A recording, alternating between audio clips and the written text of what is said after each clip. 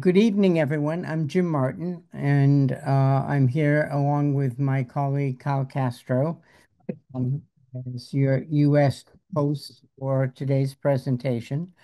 Um, I'm honored to be able to present a long-term colleague and friend, Dr. Keita Franklin, who is the Chief Behavioral Health Officer at Leidos and a former senior official in both the U.S. Department of Defense and the U.S. Veterans Administration, where she helped lead suicide prevention for our military and veteran communities. Dr. Franklin has seen how suicide impacts families, fellow soldiers, unit leaders, and the broader military force.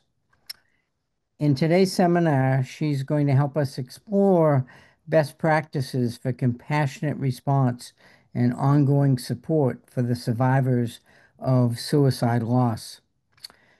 At Leidos, Dr. Franklin leads efforts to advance behavioral health solutions for the U.S. military service members, veterans, and their families. She's a nationally recognized expert in suicide prevention and military mental health. Dr. Franklin previously served as a senior executive in the U.S. Department of Defense and the Department of Veterans Affairs. In both agencies, she spearheaded programs that supported millions of service members and veterans and their families. Earlier in her career, Dr. Franklin led behavioral health efforts for the U.S. Marine Corps, overseeing initiatives in crisis intervention, family advocacy, and mental health. And my relationship with Dr. Franklin goes back to her time in graduate school, where I had the honor to be involved in helping with her doctoral dissertation and just some very thrilling times in my own educational background. So with that, Keita, let me turn this over to you and let you begin.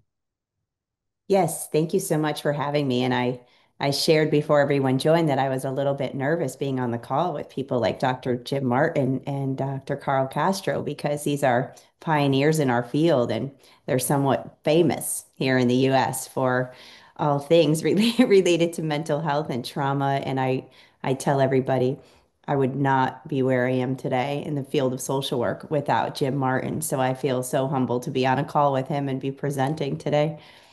I am super excited to share with you some lessons learned from my time at the DoD and at the VA. I was also given fair warning that I need to make sure I speak slowly so that the translation will work. And I am also from Massachusetts, where we say that we talk wicked fast. And so this is also going to be a challenge for me. So I'll do my best and then slow me down, Jim, if I don't have it right. So that being said, we'll jump right in. I wanted to share some framing thoughts about this content, and I have that here on the next slide if I can get us going. Um, oh, we practiced and it worked, and oh, there it is. We're going to focus our talk quite a bit today on a term that many of you probably know well called postvention, this idea of sort of how do we care for people and communities that have been impacted by suicide risk or by suicide, I should say. And why this matters is because those that have been impacted are now at risk. And if we don't tend to those that have been exposed to suicide, we further have a whole nother layer of people that struggle, not just families, but their fellow unit members in the military, their leaders, their communities. And it's a complex issue. In my role here in the US, I often had the opportunity to provide congressional testimony related to what the department was doing for suicide. And one of the most common questions was really around why people end their life by suicide. And folks on this call today probably know that that's a very complex question and that there are not like three easy answers like military leaders often want. What are the top three reasons somebody ends their life by suicide? And what are the top three things you're doing about it? If only it were that simple. We have situations where people struggle with up to 25 factors all at once, and it may not always be a quick and easy reason. And it's layered with grief and stigma and guilt, and survivors often have unanswered questions. In my time at the DoD and the VA, I spent a lot of time with survivors. I would never miss a chance, and I also challenge folks on this call to not miss a chance to talk to a survivor of suicide loss. We learn so much from their lived experience, and we're able to further shape policy. We're able to further shape programming by just listening to them and hearing about the unanswered questions that they have. And when we think about the field of suicide, it's complex. I shared that already. Well, when you add on the military context and the unique challenges with how units have a sense of cohesion and a focus on readiness, it gets even more complicated. People start to wonder about the role of fellow peers in the unit, and did they see anything or did they miss something? And all of these questions come up. So I think that's really why this matters. And when we do good postvention work, we reduce future risk. And I'll tell you more about that. When I first entered the field in 1994, believe it or not, we had a statistic that said when someone dies by suicide, about 7 people are impacted. And at that time, it was really like your mother, your father, your brother, your sister, maybe one other relative or two. And fast forward, this phenomenon has been well studied, and they now point towards the interconnectedness of society. And the research points to 135 people being impacted. And actually, what you'll see in the literature is the word exposure. And I always think about that because, like, when you've been exposed to something, like, I don't know if anyone's been exposed to cigarette smoke or you've been exposed, it kind of becomes part of who you are. Like there's not something you can do to get rid of it once you've been exposed to something. And so being exposed to suicide risk, if we say that, if we were to do the math on how many people die by suicide in a given area, either in the Ukraine or globally in the US, if we know that 135 people have now been exposed, you can sort of start to look at the daily rate and you can, times that by the number of people exposed. That number is probably, if somebody studied it with just within the military context, even higher because the veterans over-identify with each other in their units. And, people talk about the military. Sometimes you'll see the word family, like the unit kind of serves as such a tight cohesion that that figure could be even higher. So I just tell you that there's a ripple effect that we have to tend to. Those that knew the person closest, those that might have been in their unit, those that might have seen them for one weekend a month if they were in our reserve and guard, and those that were in their community. And there are certain steps that we sort of recommend happen in the context of postvention to make sure that we're buffering against that suicide risk. And I have some of that in our talk today. So I'll keep going here, see if I can get the slides to catch up. Just a little bit of a delay. Oh, yeah, there it goes. And so one of the things we had the opportunity to do as far back as in my time with the Marine Corps was really look at fatality reviews. So we studied the days and months leading up to a death by suicide by an active duty service members. And we would interview those that knew the person. We would interview the leader. We even had the opportunity to interview colleagues at work, fellow soldiers, fellow airmen, fellow Marines. And we would ask them key questions about what they saw in the days leading up to a death by suicide. And one of the most common themes was this notion of like feeling guilty for not noticing. Like, did I miss something? And you'll hear from service members that will say, like, I passed that person that morning at at our duty spot. I knew that person was struggling, but so are a lot of people in this unit. And I didn't know that it was to that point. And so that sense of guilt carries with them. And the leaders will talk about how they were balancing the mission and making sure people were ready for the fight, right? That they had enough resources prepared to go downrange and that they were balancing that with troops that were dealing with traditional life milestones like pregnancy and new transitions and moves and all that, and also with the people in their unit that are struggling with mental health issues. And we don't know those that come to the units whether or not they have suicide in their own family or in that they've experienced it in prior military units that they're in. So all of this military context is it becomes particularly complicated, and we have to do a little more, I would argue, in the context of postvention. If I were, really in charge for a day, I would say every community across the nation should be doing their work for postvention. There should be plans and protocols and methodologies in place that I'll share with you today. But in the military, we almost have to sort of do it a little bit.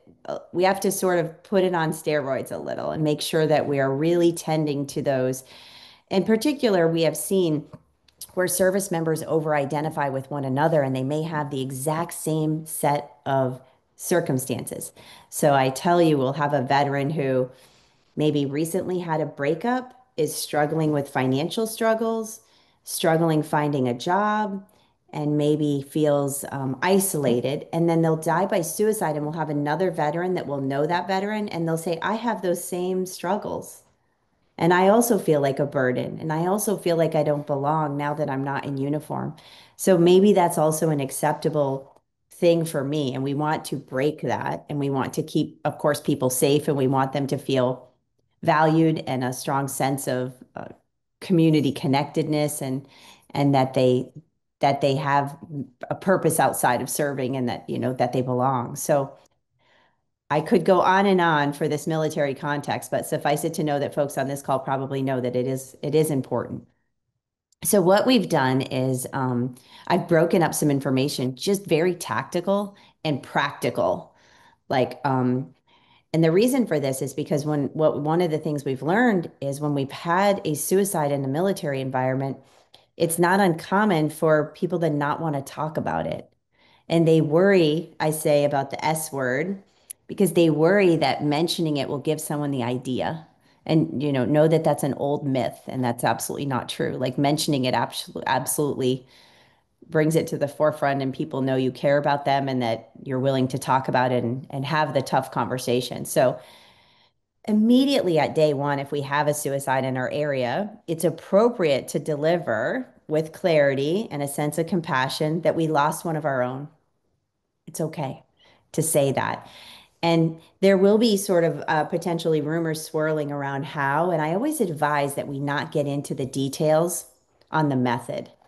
In part, we want to sway away from telling troops that somebody ended their life with a firearm and it was a single gunshot or that it was a hanging. Like we just try to stay away from the method when you can, because we also don't want to sensationalize the details, but we also don't want to be hiding information as leaders. And we want to be forthright with what we know when we know it. And I saw this firsthand when I worked in the Pentagon. We would have, suicide doesn't discriminate. We'd have a two-star general that would end his life by suicide.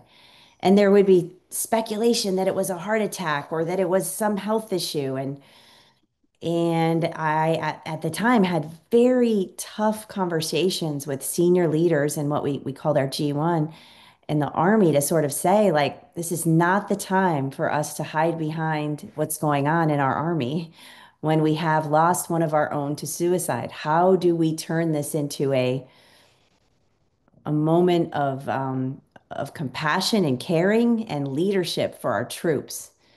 Also, years back, we lost a Navy admiral that was a chaplain by suicide.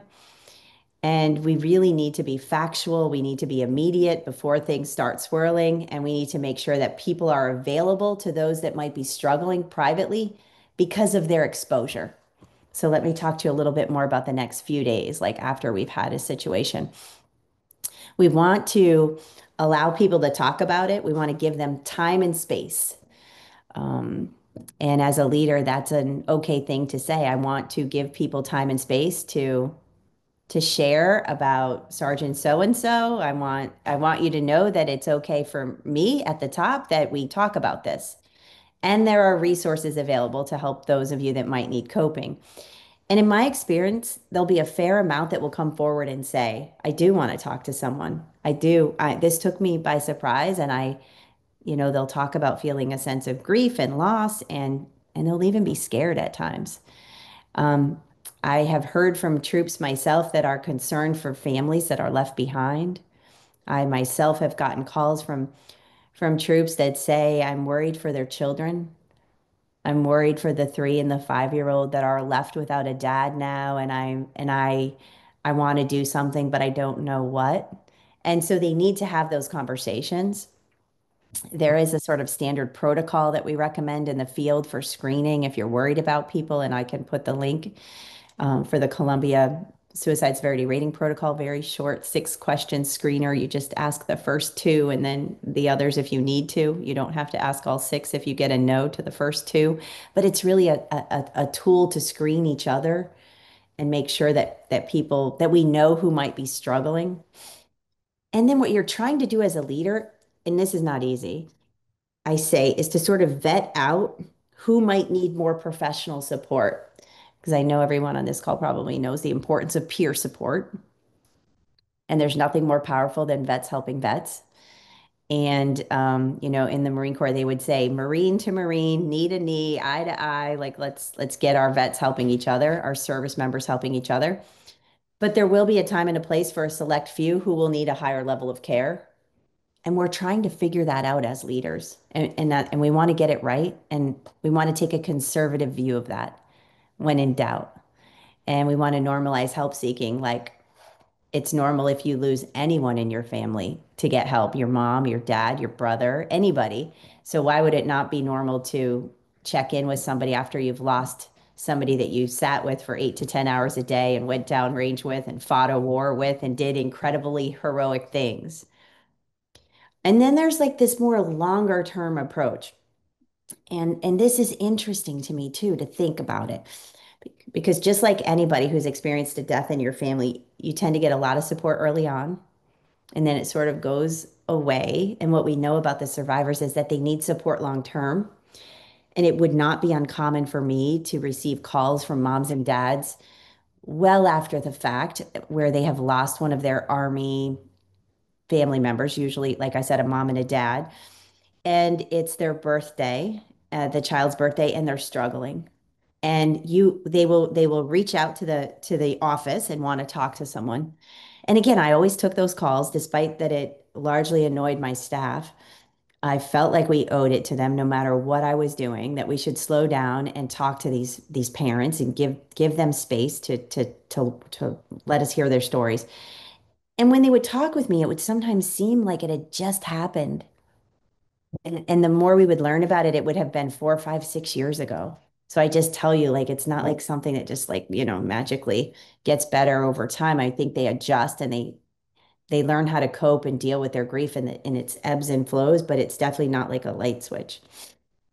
And the leaders also, this is, I think, something we've not always gotten right on the US side in terms of supporting the leaders. We put them in these roles to do these very incredible things and have these hard conversations like about suicide loss, which they're, by the way, not very well trained to do. And some do it beautifully and some do it in a clumsy and a bumpy way, but either way they're doing it, which I'm pleased with. But over time, I think that impacts them as a leader too. And I think that's something we probably could work on, is how to recognize leaders as survivors. And when you meet with retirees many years later, and I tell them I work in the field of suicide, they will say, "Oh, I've lost 6 of mine over the years." They know the number, they know the names. So they're carrying the burden. So it's like, what can we do to support them more? I challenge, maybe we can talk about that at the end of the call. And so there are a number of best practices in postvention, and I shared a number of them already in terms of offering some group support, offering peer support, being honest and upfront with what you know, even if you don't have all the answers. It's another thing I think we got wrong early on in the US process was in our quest to collect all the details, we would keep information close. And it's also such a private thing, right? But the troops are talking and they are wondering, and one of their own is no longer there. So fast forward, I always advise like share what you can and what you know earlier in a way that shows dignity and respect and grace for the situation, and rather than holding it until you have all the facts, because that also, I think, makes the troops spin and isn't necessarily good for them either. And then you will see some that their grief journey is very different than the next person's. Ironically, to me, early on in this work, I would sometimes be surprised because I would see somebody who was very close to someone who we lost to suicide. And they're getting through it as you might expect in an okay way, but it's incredibly sad and tragic. And I will see somebody who was less close to that person struggle more. I only tell you that to say sometimes it's not what you think. Like you think it's the immediate five-man fire team that's going to be impacted the most. But in fact, it's like the person in the rear that helped them with their travel. That's like, I always got that call on their travel and I love talking to that fellow and they'll be the one that will call and get services. And so I just, it's such a unique and distinct path. And I wish it were more simple to explain to clinicians. But one thing I do know is when we're working on it, I get the chance to talk to a lot of clinicians these days. I always talk about the importance, and I know this has also been a big lesson from Jim Martin over the years, of being culturally relevant. And, we think we're being culturally relevant because we're in the DoD and we're talking to service members. But even then, there's these like subcultures, right? Like the way that the Marines handle suicide loss is different than the way the Army handles it, which is also slightly different than the way the Air Force handles it. And there are all these subcultures within cultures. And one of the things also that we started paying close attention to on the DoD side, and tell me if this resonates for you all yet, or maybe in the future it might, is family member suicide. And we got a piece of legislation. It took congressional legislation before we started looking at whether spouses and kids, specifically teens, were ending their life by suicide. And at one point in the department, we didn't know what that number was. We didn't know how prevalent that was. So it was hard to put resources to it, but we knew it was a high stress culture environment. And we had to actually start collecting data on that to start thinking through. Um, we knew whether spouses were struggling with mental health, or we had somewhat of a handle on it if they came into care in our system. Not to say they might not have been getting care outside of our system. And same for children. But we didn't know, we weren't collecting data on whether they were ending their life by suicide. And when we finally started collecting that data, I will tell you, and I don't have it in front of me, but it was suffice it to say that it was shocking to us. The numbers were higher than we imagined. So I want to show you, I have a website link here, and I think we give you the slides. I was in the Department of Suicide Prevention at a time when we developed this toolkit, which is a lot of the tips that I'm presenting today. We called it a post-vention toolkit because we gave it out to military leaders. So, they're so famous for wanting a checklist, right? I don't know if that's true on the Ukraine side, but they often want like a how-to checklist. And so we really try to break down, and I didn't want them attacking it like a checklist, right? Because this is not that easy as packing for a trip, right? But at least if I gave them a roadmap they could think through each day, have I had small groups with my troops? Have I given them time and space to talk about these things?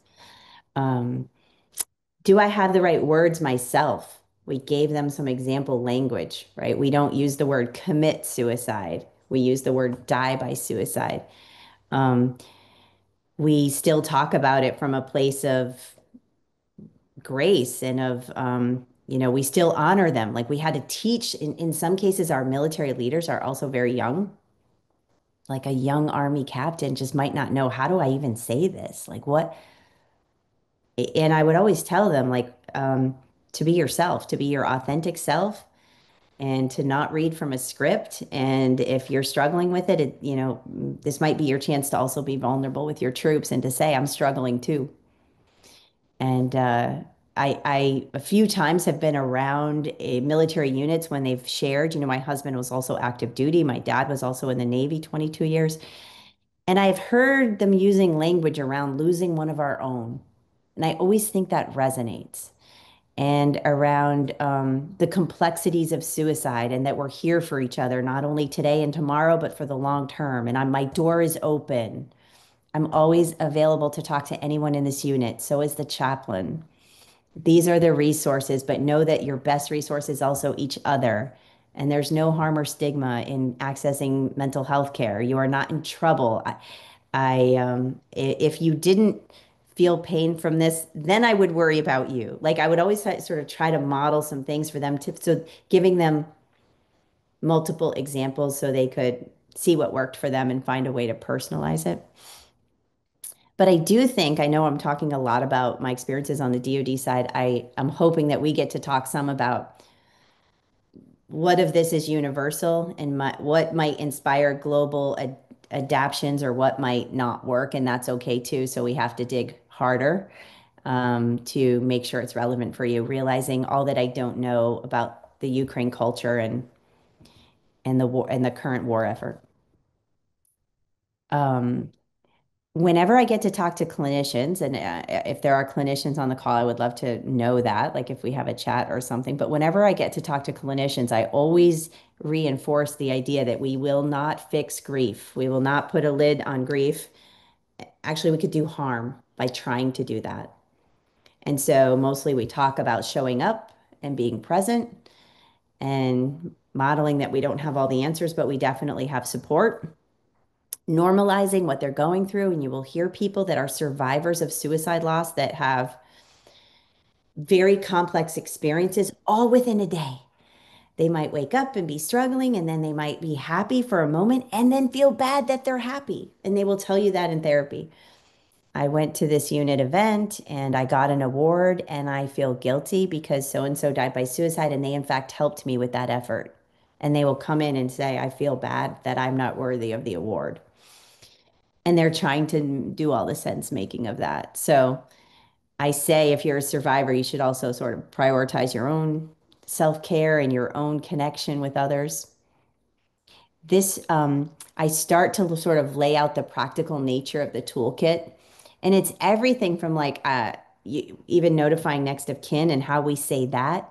They will remember us for those moments, for showing up and notifying them. So, like, I know there's casualty assistance officers on the US side, but like, I would be thinking about suicide in the context of the continuum of all of it. Like, we hope it doesn't ever happen, but to the extent that it does, we are prepared from the notification all the way through, believe it or not, to the ceremonies and the way that we honor people after they've died.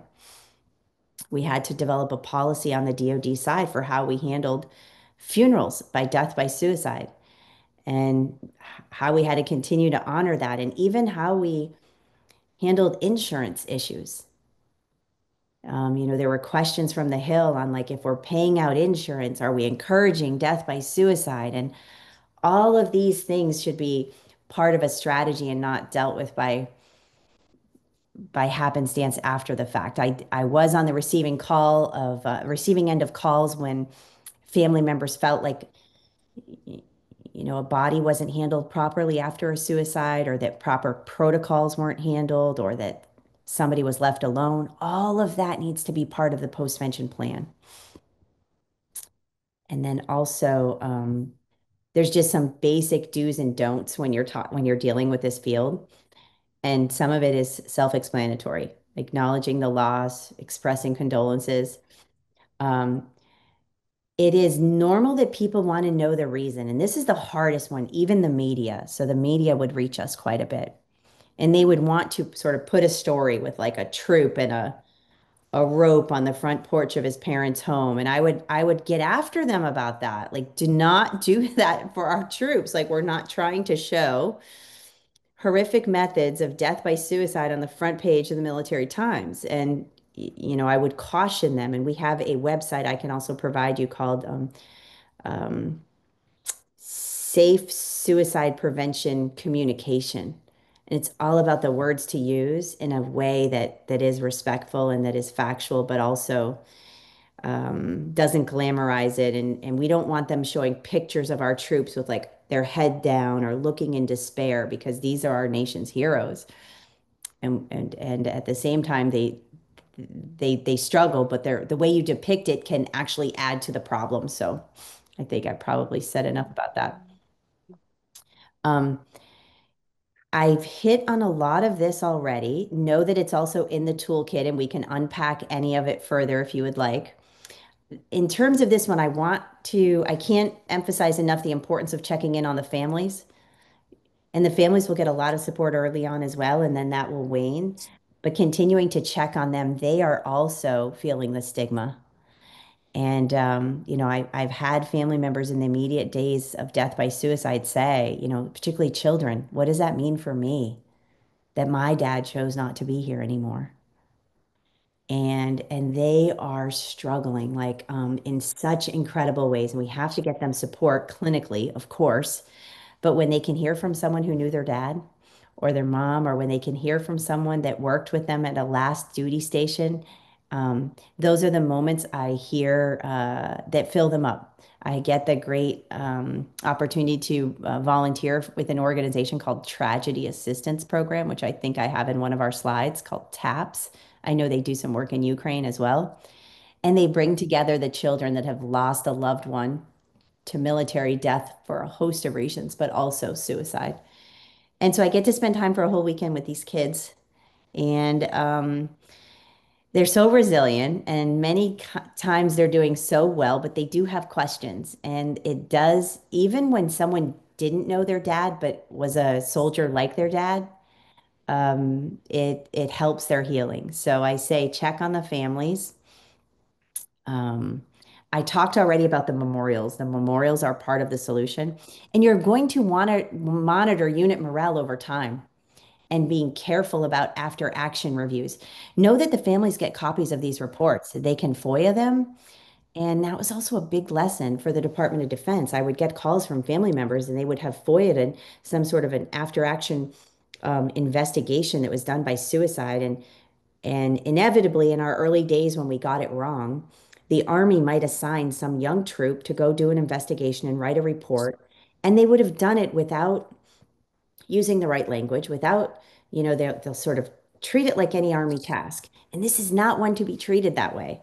Particularly when the family members are reading the report. Certainly, we're going to list the facts, but we're not going to like come up with judgments. We're not going to suggest the person had PTSD, therefore they died, or we're not going to overly minimize the problem as if it was, they had a breakup and then they ended their life. If only it were that easy. And when those comments are in the report, it fires up the family members in such a not good way. And we could have handled that better by doing the reports properly. And we had an effort underway to train people on how to write these reports in a way that showed respect and dignity and didn't oversimplify it. I think I've spoke about the checklists already. Know that we also want it to be built into the fabric of the unit, not as a one and done event. Um, but we did need a checklist because that's how our leaders think. So your bottom line takeaways from this talk today, um, are to think about survivors in a broad view, leaders, spouses, children, peers, clinical providers. I had the opportunity to lead at VA a number of clinicians across the nation, and again, we would get calls from them when we would lose one of our veterans on their caseload, and immediately they thought like they have these thoughts about like, am I in trouble? That was my veteran that ended his life in the parking lot at the VA this morning. Am I in trouble? That was a call I got. Of course you're not in trouble. It is such a complex issue, but we're here for you. It's not a punitive environment. So the providers hurt too and wonder if they missed something. So keep them in the equation. I didn't talk about this earlier, the importance of transitions, and I'm also looking at the clock, so we can talk about it in Q&A too, or maybe somebody will cover it in the next part if not. But know that transitions are a high risk time. So we have done some analysis of data on troops coming out of the military and on the US side, so I'll be curious what this is on the Ukraine side. We have over 200,000 troops transition out every year. And initially, we found that the first year was a high risk time for suicide. Like you could map the data and the seasonality to it in that first 12 months. Well, as we got more savvy in our data, we saw that it stayed steady and high for the first 5 years after leaving active duty. So I just offer you to think about the transition of no longer wearing the uniform For years, we've always known in the field of suicide that transitions between care were risky. Inpatient, outpatient, partial hospitalization, care transitions as a whole. And we've tried to manage that through medical systems and high risk flags and doing good charting and all manner of bringing technology to the fight to help with that. But it's not just medical transition, it's also career transition and life transitions. And when we're doing good postvention, it's actually a form of prevention for suicide. We're saving lives when we tend to people that have been exposed. Hopefully, we're preventing future suicides. And I shouldn't say hopefully, while I believe hopefully, it's also in the science. And when we're doing it from a place of compassion and being present, even when we're unsure ourselves, it's still a form of connection and it's just an incredible tool for people. So I have a couple of questions as well, and I can also turn it back to my mentor and colleague, Dr. Jim Martin, to help facilitate that. And I'm also available to do it as well. Jim, let me know what you think our best method is. Let me just check in with Oksana whether she thinks it would be better for us to just have some conversation with our Ukrainian colleagues now and then have the subsequent presentations, or should we do the next presentations and then have conversation? Thank you, Jim. I see both of our presenters, both of our speakers, Ukrainian speakers are here, so probably we will give the floor to them and Okay. then we will make it common for Okay, and then we can have everyone. that Okay. that sounds good. Thank you for your time today. Thank you for your presentation, Dr. Franklin. Thank you. I'll let you introduce them, or Andre, either who would like to introduce our Ukrainian colleagues. Андрію. Я бачила, що Андрій був. Зараз дивлюсь. Інтернет Andrew, працює. are you Ага, here? Андрій бачу. Так. Доброго вечора, колеги. Я Good хочу evening, dear colleagues. представити колег. I would like to Я щоправда present не бачу. our Вітаю. presenters today. Greetings. Бачу свою колегу Юлю Загарницьку, але я точно Well, тут, Павло. Julia is not here, Андрій but I am Борисович, вітаю, present. колеги. Greetings, dear colleagues. Павло Горбенко з This is Pavlo Національного Gorbenko університету from the Києво-Могилянська National академія, University Kyiv-Mohyla Academy. який вже тривалий час впроваджує For a long time, he has been implementing таку this інтервенцію, як intervention, гейткіперів, such as training of gatekeepers. надає, So these are the people скажімо так, профілактику суїцидів, да? who are doing Допомогу в suicide тому, щоб prevention. не допустити They суїцид. help prevent І, suicides.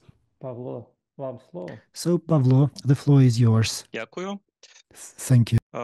По-перше, я хочу подякувати пані Франклін за дуже цікаву доповідь. Вона торкнулася якраз питання поственції. Те, про що я зараз хочу розповісти, буде касатися більше стосуватися превенції. Перед тим, як ми почнемо, ми взагалі удвох з колегою. Юля, ти тут? Якщо тут, то маякни, будь ласка. We will do this presentation together with Yulia. Так, все, тепер So побачимо. are you here, Yulia? У нас Yes. невеличка доповідь, там We буквально 10 have хвилин на a 10. short Якщо цікаво буде, то потім presentation можемо just поговорити про це детальніше. for Отже, 10 minutes, and наша then доповідь we буде will be присвячена happy to програмі answer your навчання questions. гейткіперів, Our presentation is dedicated to the пристосованої для навчання військових gatekeepers психологів. Тобто це training, такий експериментальний проект, adapted for який зараз military триває. Отже, psychologist давайте training. почнемо з This is того, a що pilot таке, в project принципі, which is currently гейткіперство як явище, і потім трошки So детальніше let me поговоримо про те, як explain ми бачимо, something about the як цей підхід very може phenomenon використовуватися of в армії. gatekeeping and Будь ласка. how this approach could be used in the army. Так, а презентація наша де? Презентація наша вже на екрані, вона тут просто англійською. So we have our presentation я on the перекладена. screen Мгм. in English. Ага, да. Доброго дня усім. І хочу сказати, що у Good нас цей afternoon, проєкт він everyone. почався ще I'd like to say that 2020 this року project проект was між launched Норвегією та back Україною, in який якраз 2020 очолює within the клініка framework of Кірсхус з Ukraine. Норвегії та Norway Києво-Могилянська академія з нашого боку і project headed громадська by організація «Слова Aarhus допомагають». University, То Clinic and зараз Kyiv-Могила Academy. Він почався як профілактика суїцидів в громадах, And які ми the проводили. project Спочатку це були started as пілотні тренінги, які ми community проводили, потім suicide вже їх prevention, адаптували and і we had проводили навчання several гейткіперів. pilots У цьому which проєкті we передбачена later також adapted for підтримка цих gatekeeper гейткіперів, training. супервізійні The зустрічі, project на яких ми envisaged розбираємо also більш support складні to випадки gatekeepers та and надаємо підтримку supervisions during which гейткіперам з we тими discuss випадками, з the якими вони стикаються. most Якщо можна далі, complicated наступний слайд. situations gatekeepers find themselves in. Перегорнути. Ну і таким чином у нас було вже навчено багато гейткіперів, але ось у серпні у нас відбувся такий наш перший досвід, коли ми з Павлом якраз адаптували цей тренінг. Чути мене? Адаптували цей тренінг, щоб його провести для військових. І було проведено таких 2 навчальних тренінги, в яких передбачена супервізія ще до грудня місяця, коли раз на місяць ми зустрічаємося, надаємо підтримку, обговорюємо якісь складні випадки і тренуємо далі той алгоритм, який ми вивчили. І планується в подальшому ще тренінг для тренерів, тобто можливо вивчитися на гейткіпера, а потім вивчитися на тренера цієї програми. І якраз от ми в процесі того, як найкращим чином це можна було би використовувати для військових, кого саме навчати на тренерів, де саме їм краще потім розповсюджувати цю програму. Але от старт її почався з цих 2 тренінгів. Якщо можна, тоді. До речі, радий бачити, що зараз долучаються, здається, якраз до цього нашого колу учасники, які були у нас на тренінгу для гейткіперів. Бачиш, знайомі прізвища. Ну, давайте трошки почнемо з того, що таке взагалі гейткіпінг. До речі, якщо комусь це слово відомо, можете плюсики поставити в чат, ми теж розуміли, що є люди, які вже точно стикалися. Отже, гейткіпер – це людина, яка, підкреслюю, це не обов'язково професійний психолог, тобто це може бути просто людина з громади, яка не має профільної освіти, але має певну підготовку, яка дозволяє їй, по-перше, ідентифікувати людей, які знаходяться в групі ризику щодо нанесення собі шкоди. І, по-друге, людина, яка володіє певним алгоритмом дій, який дозволяє виявити таку особу, вступити з нею в контакт, підтримати за потреби. Ну, тут можна сказати, що та модель, яку нам презентували наші норвезькі колеги Йохан Сіквеленд і Йоран Рорвік, вона була трошки менш структурованою. Тут ми вже наклали на неї свій досвід практичної роботи з профілактики суїциду, який був у нас в Центрі психічного здоров'я Києво-Могилянської академії. Відповідно, програма зараз має більш структурований вигляд, ніж вона була на початку. Так от, за потреби гейткіпер може застосувати протокол безпеки, і далі його завдання перенаправити, тобто передати, спрямувати людину, яка знаходиться в ризикованій ситуації щодо суїциду, до професійної допомоги. Це якщо в загальних рисах. Тобто, в принципі, цей алгоритм є доволі нескладним, ну наскільки нескладним може бути взагалі все, що пов'язано з суїцидом. Давайте, можливо, перегорнемо наступний слайд, щоб бачити, яка там в цілому є програма. Так, будь ласка, можна наступний слайд. Which contains the information about the program. Ну, власне, от із чого складається програма підготовки гейткіпера. Тобто в нашому випадку, якраз якщо казати про програму для військових психологів, ми проводили її онлайн. within the вона займала framework of the два рази по military півдня. Тобто psychologist перший день був training, присвячений наступним темам it знайомству, was conducted online, презентації and it тому, was що таке 2 взагалі є half суїцид. days. There Там was в тренінгу була дуже introduction важлива тема. and Це welcome. міфи і факти з We приводу суїциду. explained Тобто everything дуже важливо about було suicide, побачити, from myths to що facts. наскільки It was зараз, в принципі, наша important спільнота, в тому числі і to see спільнота військових how психологів, our community, поділяє including певні the міфи military про те, які psychologists, пов'язані the з суїцидом. community still believes in some Нас myths порадувало, що, в related to принципі, the багато хто з suicide. наших учасників якраз However, вміє we were відрізняти міфи happy від to фактів. Але, в see принципі, that це many our досить важлива participants тема. were able Наступна to тема tell фактори myths ризику from і the facts. ознаки того, що The людина next знаходиться subject в is the небезпеці. Тобто risk навчання factors оцінювати and за зовнішніми the ознаками, наскільки warning великий є signs, ступінь ризику, тобто which наскільки allow людина близько us to підійшла до evaluate суїцидальної спроби. the level Причому тут of теж the важливо, що risk, цей такий the навчальний проєкт extent to саме which the для person ЗСУ is для нас теж close to був the експериментальним, тому ми suicide. намагалися не тільки This ділитися тим, що ми project напрацювали, was бо a ми pilot ділимось project for the власне armed досвідом forces of роботи з цивільними, Ukraine, а й намагатися аналізувати той and досвід, який we were накопичили trying військові to психологи з точки analyze зору, що the це специфічні experience ознаки, це accumulated специфічні by the умови, і military відповідно тут є psychologists, because the ще такий conditions are великий шматок special саме and аналітичної the роботи warning для того, signs щоб are максимально also пристосувати special. цей So a lot алгоритм of для умов analytical work роботи was needed військового in психолога. order to adapt this Далі, protocol власне, for як ми the можемо military допомогти. Тобто це psychologists. четверта тема, це And the фактично і є next алгоритм роботи subject is гейткіпера. how Ця can we послідовність, там буде help. ще один слайд, This я is тоді this детальніше трошки algorithm про сам the алгоритм розповімо. gatekeeper applies. Комунікативні навички, куди ж без них. The Ну і communication багато skills, рольових ігор. because Тобто тренінг не nothing дуже can be тривалий, але він successful дуже without практичний в тому them. сенсі, що все, про що ми And we had розповідаємо, ми some даємо можливість role відпрацювати і plays, отримати because зворотний our зв'язок. training Ну і program is остання very тема – це practical. самопідтримка гейткіпера. До One речі, can experience у нас вже everything on відбулися practice and перші, get Юля про це feedback. говорила, в вересні перші супервізійні групи, і In якраз ми вже там September, we аналізували had реальні first практичні кейси, в тому числі, до supervision речі, groups where і у the випадку, коли real practical був cases were суїцидальна спроба, яка analyzed. завершилась Especially, смертю there was a в одному case of підрозділі одного з бійців, і ми якраз suicidal говорили в тому числі, до речі, про attempt, те, which ended як in a death психологи, які з цим of кейсом one працювали, підтримати serviceman. себе, тобто вже на And практичному матеріалі. then we were Наступний слайд, будь ласка. able to use this practical example in order to understand how the psychologists were working for self-help. And this is the last subject of the program. Угу. Ну, власне, мета тренінгу, тобто що ми маємо So, what's на the виході? goal of this training course? Учасник тренінгу, майбутній And what гейткіпер, are the outcomes?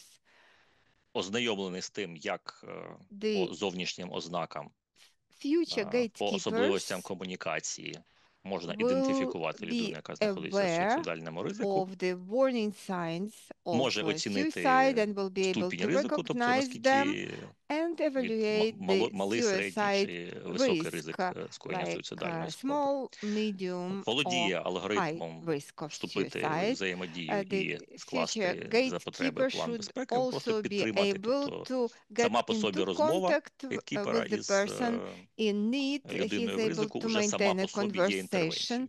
with this person, Ну і and this навички conversation перенаправлення, і is навички турботи already про a себе. От, kind власне, of ті intervention. теми, з якими, And ну, такі, не self-care просто теми, а and ті вміння і self-help навички, з якими людина skills. виходить. So Але these тут are треба the розуміти, що skills and в навчальній knowledge програмі ми which намагаємося, щоб людина не просто, participants звичайно, get побула на тренінгу, а ще й during this training відпрацювала course. But what це в is реальних умовах. important is not І саме для only цього this існує цей theoretical період knowledge, but ну, в нашому also the випадку це було 4 practical місяці. skills. So in За our цей час, який case, we ми had a практикуємо period of 4 супервізії, для того, щоб months до during етапу which тренінгу для we тренерів дійшли вже, по-перше, ті, conduct хто бачать себе supervisions тренерами, тобто ті, у кого so є that ну, і відповідний досвід, і people головне бажання. can До речі, теж accumulate так забігаючи experience вперед, не всі and це so бажання that they виявили з різних причин, can але вже become там, ну, як мінімум, trainers костяк if they тих, хто wish. бачить себе Let me тренером, just і mention ми that теж not бачимо, що відповідні everyone was навички у willing to наших become учасників a є. training Костяк and цей сформувався. a Так от, trainer and для того, щоб continue this людина могла road. But навчатися anyway, we на have тренера, our вона має отримати свій практичний core of досвід в реальних participants умовах who are роботи moving з forward підтримкою людей in у this суїцидальному ризику. direction. Ну і, So власне, these про алгоритм. Наступний слайд. gatekeepers are knowledgeable and can help people with a suicidal tendency.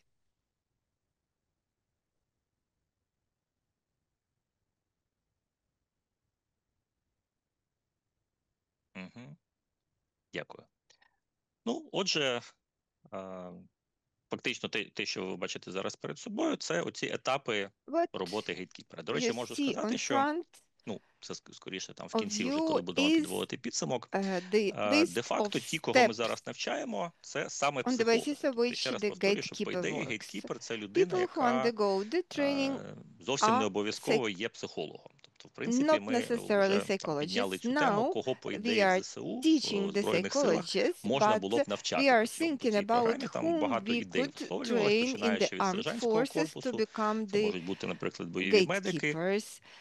Тобто ідея в тому, що якраз ці навички гейткіпера, вони в першу чергу призначені для тих людей, хто безпосередньо в підрозділах, так само, як в цивільних умовах, це люди, які безпосередньо працюють в громадах, тобто люди, які знаходяться всередині і можуть бачити своїх побратимів, які зараз там знаходяться у складному стані, складних ситуаціях. Так от перший етап, питайте, це якраз момент виявлення, тобто за рахунок того, що гейткіпер навчається бачити ці передсигнали, він навчається відрізняти тих людей, для яких така розмова може якраз стати першим кроком до підтримки. В випадку, якщо сам психолог навчається як гейткіпер, він може цей алгоритм розпочинати з іншого етапу більш пізно, тому що до нього якраз фактично клієнт приходить сам, або за рекомендацією командира, або іншими шляхами, тобто він вже вступає в роботу на шляху, коли людина сама каже, да, я думаю про суїцид, у мене є думка.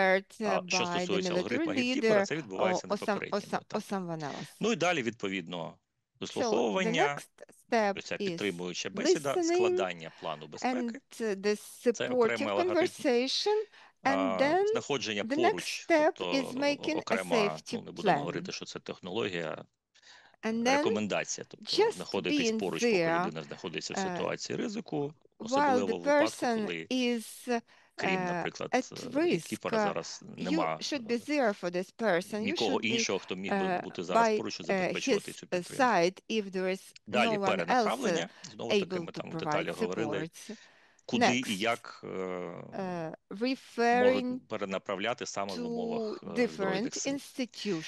Відслідковування, ну і за потреби цей психолог може там далі повторюватись. Тобто при хорошому випадку гейткіпер виконав свою задачу і далі вже людина переходить під опіку професіоналів, але на практиці часто так случається, що гейткіпер продовжує далі зустрічатися із людиною в ризику і далі може надавати підтримку.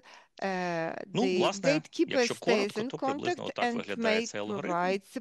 І ще раз підкреслю, це експериментальна програма, тому ми не тільки вчимо, ми в тому числі і вчимось. І, до речі, спеціально для цього тренінгу ми розробляли практичні кейси, які саме брали з практики роботи з військовими. Ну і так, судячи з зворотного зв'язку від наших учасників, ці кейси були, всі сказали, що да, програма практична, вона на реальному матеріалі, не відірвана від реальності, нас це дуже потішить. Дякую за увагу. Якщо є питання, то можемо на них відповісти.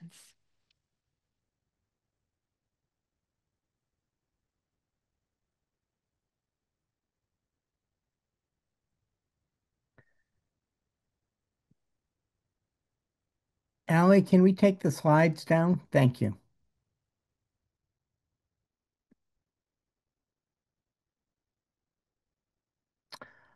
Oksana, where would you like to begin?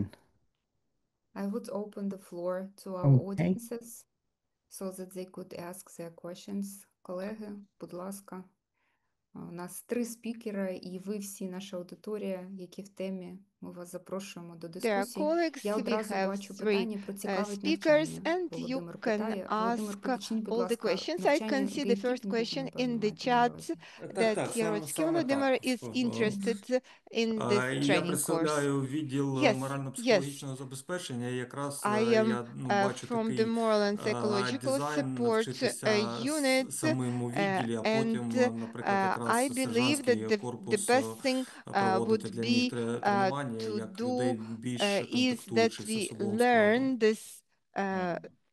course themselves, and then we can provide this training to non-commissioned officers. Точніше, проект пілотний, і ми I віримо в те, що also would далі like навчання to буде join the продовжуватися. discussion. Отже, я думаю, Yes, що of можна course, this поступово is a формувати pilot project, and we believe списки бажаючих. that people Зрозуміло, що ЗСУ це тут трошки this thing складніше, ніж will просто в цивільному grow. житті, коли And людина we там сама захотіла і understand прийшла that на тренінг. suicide Але prevention думаю, що цілком training реалістично, is мабуть, уже в more наступному difficult році, than in civil дасть Бог, life, але but таке still it навчання is буде. possible. Hopefully, we will have it already in the next year. Було питання ще до There was доктора also Франклін на рахунок another question to Dr. протоколів Franklin всіх. Чи отримали regarding відповідь? the Мар'яно, protocols. ви, напевно, питали.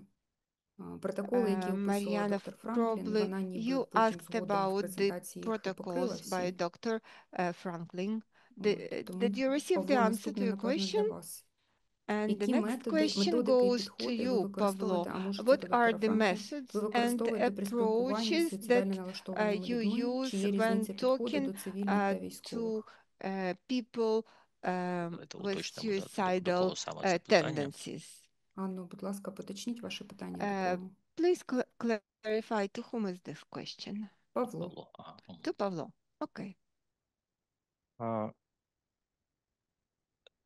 Трошки підніму чат, щоб бачити питання. Ну, дивіться, власне, сама технологія, сам протокол – це протокол роботи гейткіпера. Це якраз те, що нам передали норвезькі колеги. Те, чим ми його доповнили, якщо ви чули, є така програма CETA, по якому я і Юлія теж є тренерами. Там є окремий протокол, який якраз називається протоколом безпеки. От саме його ми внесли як додатковий для роботи гейткіпера, тому що він дуже структурований, дуже послідовний, і вже там майже з 2017 року він використовується в Україні, в тому числі і з військовими, і з ветеранами, і з цивільними, тобто накопичився великий досвід його використання. І фактично те, що ми зараз даємо, це поєднання цих двох протоколів. Протокол гейткіпера доповнений планом безпеки. Наскільки, якщо відповідати на питання, чи є різниця в протоколах в роботі з цивільними та військовими, ні, але є певні коментарі для військових до використання цих протоколів. Так, мабуть, буде більш правильно. Тобто ми враховували фідбек, який ми отримали під час навчання, і намагалися одразу коментувати, як це буде краще, наприклад, використати саме для роботи з військовими. How it is best to apply these protocols for the military. Is it possible that you also comment on it? There is also a question for the Dr. Franklin. Dr. Franklin, talking to could you suicidal people with answer this suicidal question? ideation? And if there is any difference of your approach to work with civilians and military servicemen? Oh, that's a good question, because we do have civilians in and around our forces, and we have a mixed environment where civilians will work with a military member, and yet they're not in uniforms. And so the protocols would largely still apply because they're part of the work station or the work unit, and so they are still an integral part, regardless that the fact that they're not in uniform. I would still say the same protocols apply. The issue is also there's a little layer of working with your personnel system, because you can't overstep as much as you can with the troops, right? Like it's not uncommon to reach a spouse, but you sort of have to tend to your personnel rules when you're dealing with civilians, and be a little cautious and making sure you're following appropriate protocols for that. But civilians also should have been part of the conversation. So I appreciate the question. Also, I do have one comment about the prior question about gatekeeper that you made me think, just to share real quick. On the US side, one of the things we learned about gatekeeper training was early on, we trained everybody and anybody with a very universal training to get everybody up to speed. Fast forward many years, we realized that the gatekeeper training needed to be specific to who it was going to. And so our chaplains had some pre-existing knowledge about suicide. And so we trained them as a gatekeeper different than our spouses. We trained the spouses different than we trained what we called family readiness officers. I don't know if you have those in Ukraine, but we realized amongst our gatekeeper community, there were many of them, the training had to be slightly tailored and nuanced, and we got better outcomes when we did that. So I just wanted to share that. Thank you. Так, наступне питання Ігор ставить. Чи є різниця роботи в підрозділі бойовому і небойовому? Бо в першому випадку випадок суїциду може бути 1 з 20, а в іншому 1 в 30. First type of units, the risk of suicide could be 1 in 20, while in the other one it's much lower. I got this question a lot when I also, from our Congress on the Hill, they would ask this question too. And there was always this idea that combat automatically equated to higher rates of suicide. And it really wasn't true. And so it was a little more complicated and nuanced than that, because we have, for one thing, we learned quick, of course, folks on this call probably already know, the troops, they appreciated being part of a mission bigger than themselves anyways on the US side. You know, my own husband volunteered for deployment multiple times despite my requests otherwise. He would, you know, put his name in to go. And so they felt like so part of the mission, and that felt like a protective factor or a buffer. But so that's one part of it. And then what we found is combat was defined in different ways. Like, were you in the front of the combat? Were you firing your weapon at the enemy? There's that combat exposure scale. Were you in the rear? And, you know, for the US, like we would hear troops talk about being in Qatar and during OIF and OEF, and that they were deployed, but they felt like they were in a safe area. It was very complex. We couldn't assume deployment meant combat. And then what came into play was, did they have existing risk factors? Before the deployment, what was their baseline? Were they struggling with childhood trauma, with sexual assault trauma, with other issues? And then they had combat. And then during combat, did they feel supported? And that, you know, how the combat, how the deployment was sort of impacted whether or not they were at high risk. And so it wasn't always as easy as this person deployed, they went to combat, now they're at risk of suicide. That was not the case. In fact, the opposite. We had, of course, more people that had deployed that were not at risk and that actually report feeling very resilient and well. But people that had pre-existing lower baseline and then were deployed and came back and didn't have social support and struggled with trauma and untreated PTSD over time were at risk. So I hope I explained those nuances right. I know there's others on the call that might know about this concept also more than I, but know that it wasn't as easy as it would appear to people outside. Я знаю, що це не так. Sorry. Thank you. Так, далі у нас питання від Карен Карній, і вона питається, я вибачаюсь, Now we have a question from Karen Carney, and she is asking about the gatekeeper training program. Probably this is to Pavlo. So what is the share between the theoretical part and the practical experience part? I believe this is no less than 50-50. On the second day, we do role-play games. The second day is very practical. So we put all our theory into practice. Alexander Kriventsov would like to ask a question. Alexander, please, you can unmute yourself and ask your question. Yes, good evening. I hope you can hear me. Alexander, Lieutenant of the Border Service, Deputy Chief of the Department of the Moral and Psychological Support on the locations. So I have a question. In practice, we can see a difference between the frontline units and rear units. For example, if a person during a rotation, if a person goes to the combat unit and then this person was moved to another unit, maybe because of the injury, this person returned to the rear, and this person wasn't treated very well as expected, and this person becomes dissatisfied with their new life in the rear, and then they have suicidal ideations. So do you have any pieces of advice on how to work with this? For example, a person with a real combat experience, how would they look at the gatekeeper if the gatekeeper has no combat experience? Thank you. I can start us on that one if you want. Okay. I have a little bit of experience about this, and really what they're looking for in this case when they're so fulfilled by the combat, and you know what I mean by saying that, they are looking for meaning and purpose. And so I do think it's our job to help people unpack how they find meaning and purpose outside of combat experiences, right? Like, how do we get our troops to a place where they find meaning? And I say this with caution, without knowing, with all that I don't know about the Ukraine war environment right now, but there is meaning and purpose in being a parent, in being a civic community member. And I mean, there are multiple ways to find meaning and purpose.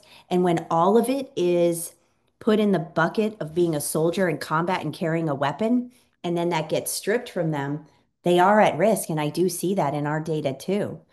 And so if we were trying to get upstream from that, we would focus on helping people understand how to find meaning and purpose outside of just singularly a focus on combat. The other side of the equation, I will tell you that we've done now many years after the war, there are these nonprofits that will reunite combat units that deployed together 10, 15 years ago, and they bring them all together to the same state for like a reunion, like an event from Thursday to Sunday. And we will go through some healing exercises where we'll talk about their deployment, and they sort of go through these psychoeducational workshops, and they also have some fun and friendship together. And it is remarkable to see these combat units come back together years later, and the healing that goes on in one weekend. Like, we should not be waiting 10 and 15 years to do that, but they will talk about the fact that they have carried the grief of losing some of their battle buddies to wartime injuries and suicide for years. And in one weekend, they get more healing than, years of mental health clinical appointments alone by just being together, like the shared unpacking of the trauma with each other, which I know we already spoke about peer support, but the combat experience is something special. So we shouldn't minimize it, but we also should find meaning in other ways too.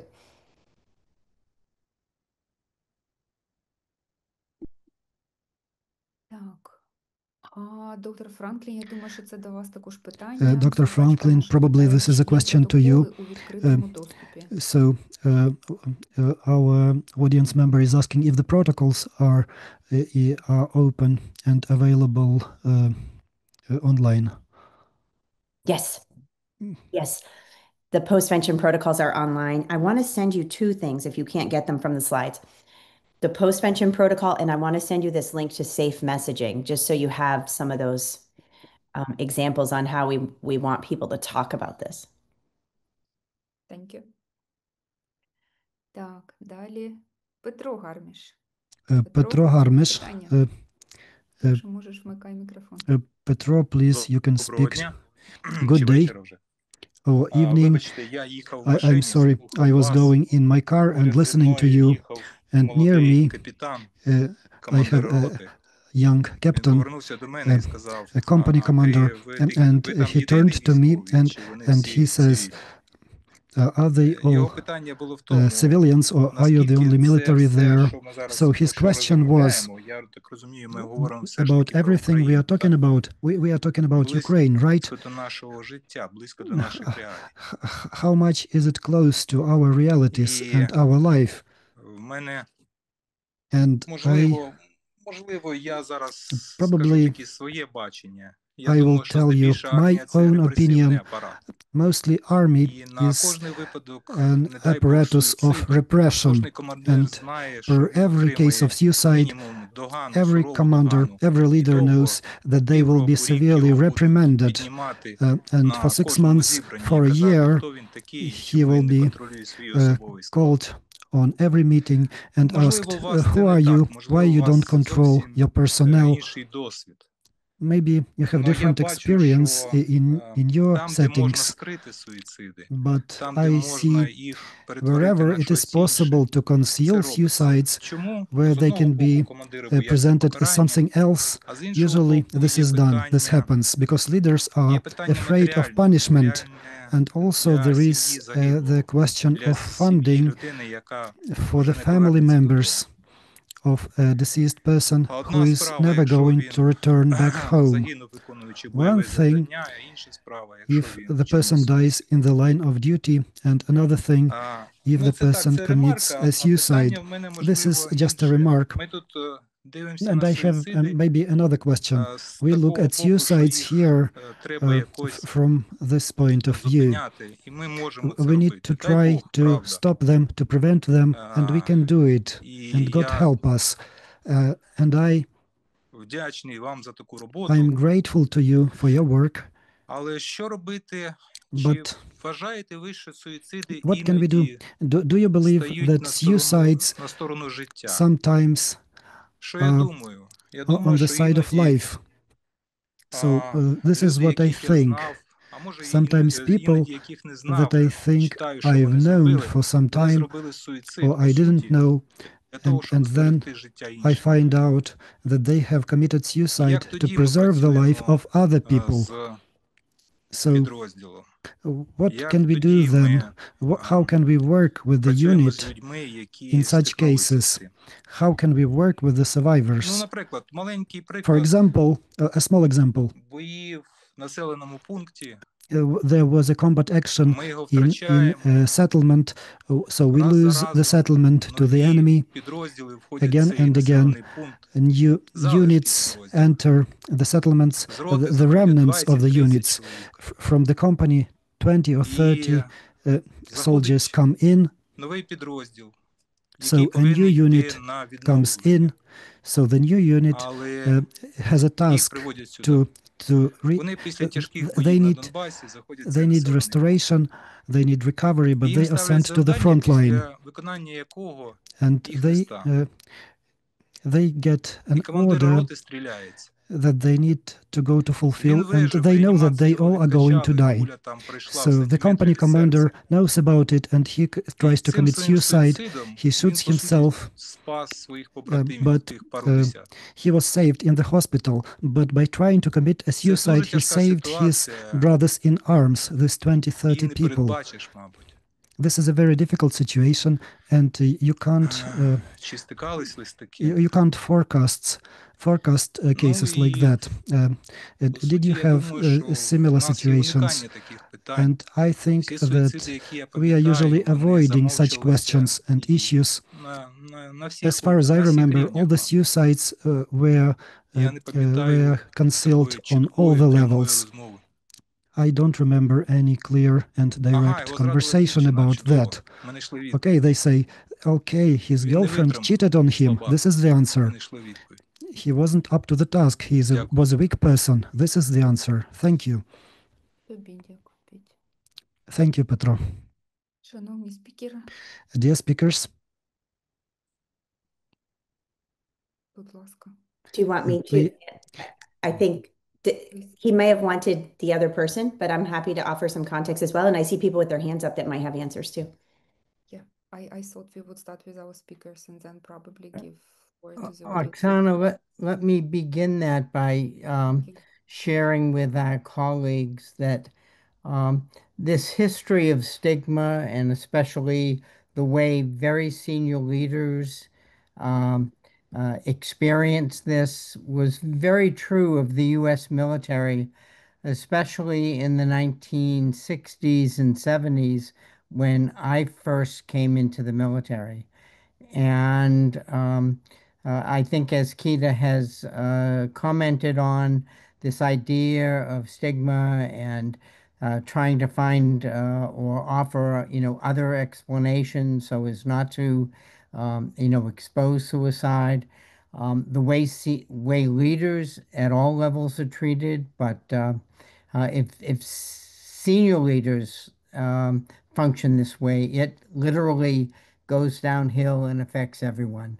I don't want to suggest that in the U.S. military today, we don't have these moments of stigma. I think we've come a very long way, but it is generational and it takes time.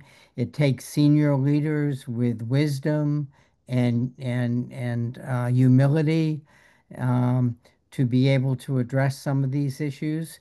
It takes people like Keita Franklin at senior levels in our military to advise and guide individuals who, even though they may wear stars on their shoulders, have not had these experiences and have their own doubt. So with that, I'll, offer opportunity for others to comment. Yeah, stigma is such a big part of it. You're right. I personally have not had a situation that you described whereby a company commander makes a decision to end his life and then ends up by doing that. It sounds like you were saying they saved the life of others because that unit didn't have to go on that mission where there was a high probability that they were going to die on the mission. I have not had that, but you did remind me of a few things that I didn't mention, which is the impulsivity of suicide. I mean, it is an impulsive act. And that young company commander that made that decision obviously was balancing a lot, but know that there's like a short period of time sometimes where they decide they're going to do it and they do it. And I want to make sure that people know about that. And then the other is I'm curious as to whether another unit had to go do that mission in that example that you described, and whether that other unit lost a bunch or did the mission just get abandoned. That was a point I thought about. And the other is prevention. So we in the US are just like you. We believe suicide is preventable. And we have a national federal agency that you might have heard of called SAMHSA, Substance Abuse and Mental Health Services Administration. And we say also, as SAMHSA says, it's preventable. Suicide is preventable. Well, and I do believe that too, of course. I have had a survivor approach me though and say, every time you say it's preventable, for me, I think about the fact that it wasn't. And that statement doesn't sit well with me as a survivor, because if it was preventable, then why did I lose my son? And I really had to slow down in my tracks in terms of saying that. While I do believe it's true, and I say that on this call with you, when I talk with survivors, I'm a little careful about using that sentence now because I learned from them that it hurts for them when we say that. And it just adds to their feeling of like they should have done more, they could have done more, they missed something. And it was preventable for everybody else, but not for their kid. So it is like a super complex issue, right? It's not no easy path. And I'm curious what Petra thinks about this too, if there are other important points about this scenario that you described. Петя, додаси до коментаря твого. And maybe I see Zorina has her hand up, and I might have said that too. She might have some. Я бачу, що Петро вмикнув мікрофон. Петро, I can see Petro. Would you like, Petro, would you like to add anything? Давайте Петру дамо спочатку слово. Let us give the floor to Petro first. Там дуже складна ситуація була. Well, there the situation was very complicated, and I'm not sure if I can fully describe it altogether. Але я думаю, моя думка була навіть не про це, як він це зробив. This is not about the method of his attempt on suicide and how much guilty we felt after that, and what his unit was feeling. His unit soldiers were grateful to him because they knew that they were sent to death, but on the other hand, they felt very guilty and anger because of this situation. I just think lately I've been thinking a lot about suicides, about people that I knew and who ended their lives in this way. For me, it's difficult to give any simple answers. maybe I'm wrong, but when I hear these simple, straightforward things like today, like we can do this, we can do role play and so on, I feel irritation because I remember people, my combat buddies, my friends who committed suicides. I'm sorry. And also, I think that it's very difficult to another difficult thing about suicides when the suicides are taking this ripple effect when after one person several other people do this, and I have seen this in the army, and it's very difficult to process this. I'm sorry.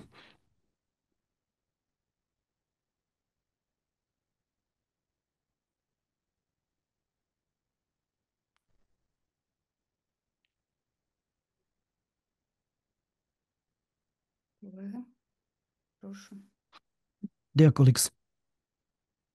Можна? If I may, yes, Zarina.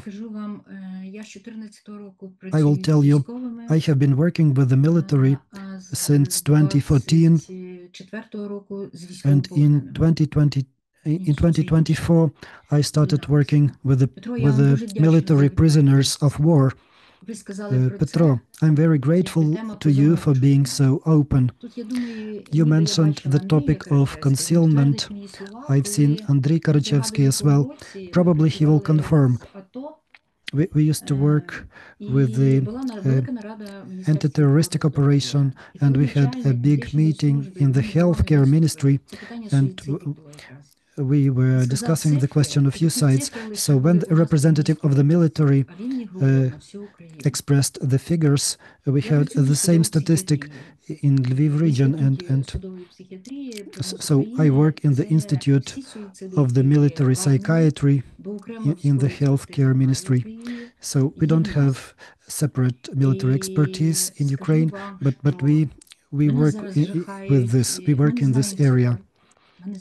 I will tell you, I'm really frightened. We don't know the exact figures, but I'm talking only about my personal experience. The statistics that in 2022 and 2023 we had more suicides in the army, but as for the year 2024 and 2025, we can see more suicides among military staff members who were severely injured, who had difficult surgeries, who had very difficult path of recovery, especially those who lost their limbs. When I was filling out the questionnaire, I had a question. I'm asking this question to everybody. On the American platform as well, we work with the American military psychologists and with the European psychologists. So I can see the fact that soldiers commit suicides after a long way of surgeries. The last one had 48 surgeries, 2 rehabilitations. So on the second rehabilitation, he had a very strong phantom pain. And according to the recommendations of the doctors, they don't recommend prophesizing if they have phantom pains. So the leg amputees recover quicker. Well, it's difficult always, but the suicidal ideations, this meta pain for the sake of pain. But if a person loses their upper limbs, arms, they tend to have more suicides. Also, I work a lot with children and adolescents. We have more suicides among children whose parents are serving in the army in the areas of active combat, especially for those children whose parents have been injured. If children don't know where their parents are, when we work with the prisoners of war, sometimes, for example, a family didn't know for 3 years where their family member was. So children were suffering for 3 years, especially adolescents. So this is the age in the end of childhood when the adolescent anger starts to form. This is very relevant for children of this age, for the adolescents. So we need to have trainings we are talking about today. We need to think about it. I have experience of training in the NATO hospitals, and I can say that we do not have good rehabilitation. We need to have 50 good professionals, and the second half would be from among the military staff members. So being in company with the combat buddies is a very good piece of advice, but I'm not sure, because I have this group. When they meet together, they start thinking again about their combat buddies that they lost. And the psychotherapy and medications work very slowly. I'm not sure if we have this recipe, but we need to speak about it loudly, Petro. We need to speak about it on all the levels. We should not feel shy. We need to shout about it to the entire world. We need to take the experience of our colleagues. But what is happening in Ukraine, unfortunately, we have our own experience in Ukraine. We have a guy from Mariupol. He lost everything there. He lost his family and his house. He lost everything. So what about the meaning in his life? Is there any value? What can we give him? If we take something, we need to give something back. We need to give him the sense, the meaning. We are talking about the value of life, but what can we give? We shouldn't be giving any promises. But we have to put our work in. I can see a lot of young people here, but I'm an older person, and from my experience, I can say that we shouldn't do it in the rooms.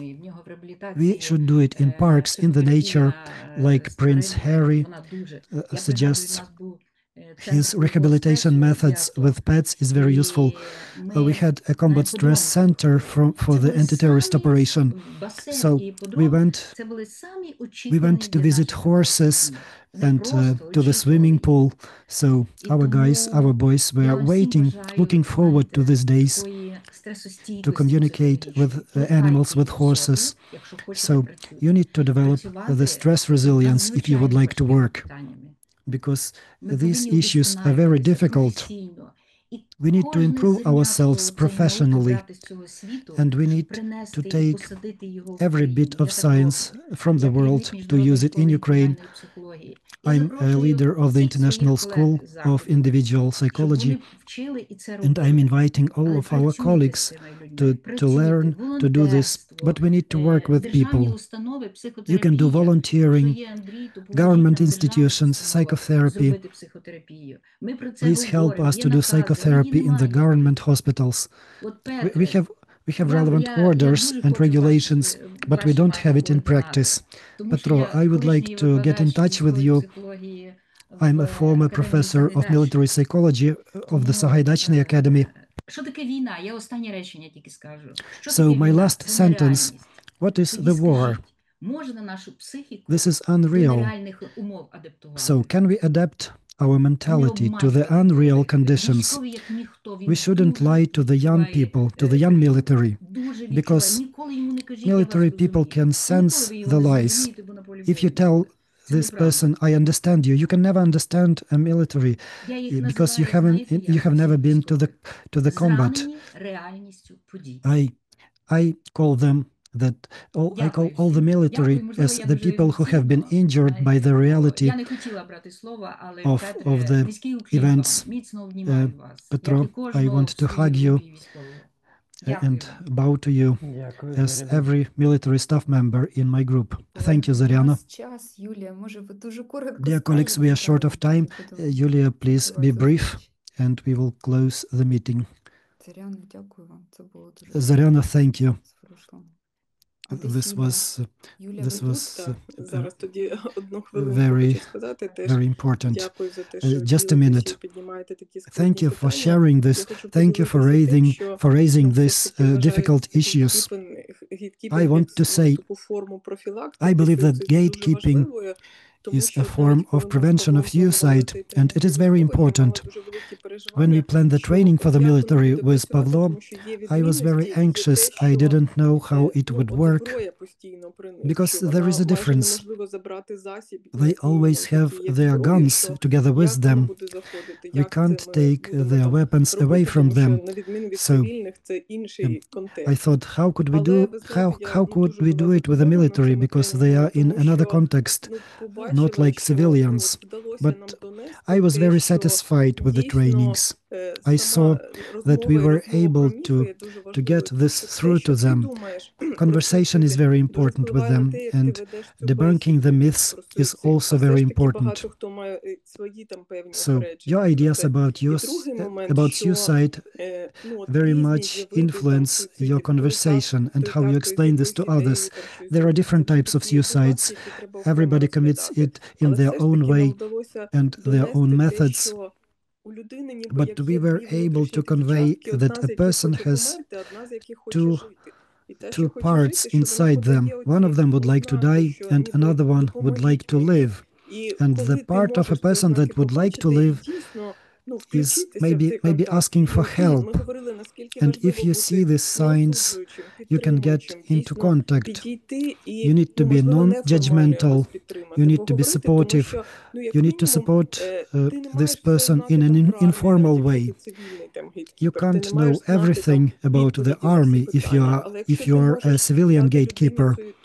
Maybe you don't know all the answers, but if you can give the person the safe space where they can express themselves, it can make it easier for them and save their lives. So my concerns were lifted, and it's important to practice these conversations, and role-play games are very important in this, because everybody who was playing the roles said that this game was very different to their expectations. Sometimes people may stall, sometimes they don't know what to say. So we train people how to speak, what to say, and we can train it only in practice. We can have a lot of ideas in the theory, but it works only in practice, and in many regards it works through the games where we can practice it. And it's very important, and I'm very happy to be engaged in this topic, which is aimed to save lives. Thank you. If I may. Oksana, if we end today, I would just like to thank our presenters, and especially thank our colleagues for a very lively, informative, and important conversation. And I hope that we can come back and continue this conversation. A number of our colleagues have, suggested important things that they're working on. I hope they'll be willing to offer maybe presentations on some of their work. But today was a wonderful day, I think, to really expose and address some of these issues. So thank you for everyone. There was a final word from our colleague Pavlo. He wanted probably to round up, so we could listen half a minute for him. Thank you. Thank you. Thank you. I didn't raise my hand. I just wanted to speak. I would like to say that if we gather the things Yulia mentioned and try to sum it up as main principles for those who work with suicides in the army, this is the phrase that I care, I really care, I'm not indifferent. If we have this feeling that we can convey this, then we have hope that what we do will be helpful. Thank you. Dear colleagues, I would like to thank everybody. Please take care of yourself. You are great. And thanks for the translation. Thanks to everybody. Get involved and we will do the continuation. I wish everybody a peaceful evening and take care. Yeah. All the best.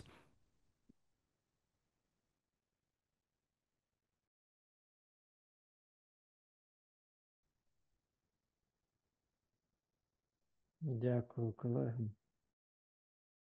Thank you, dear colleagues. Дякую, Павло.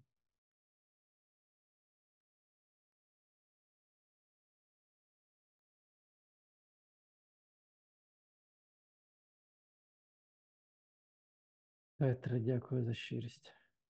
Дозвольте звернутися, так? Чи ви мене чуєте?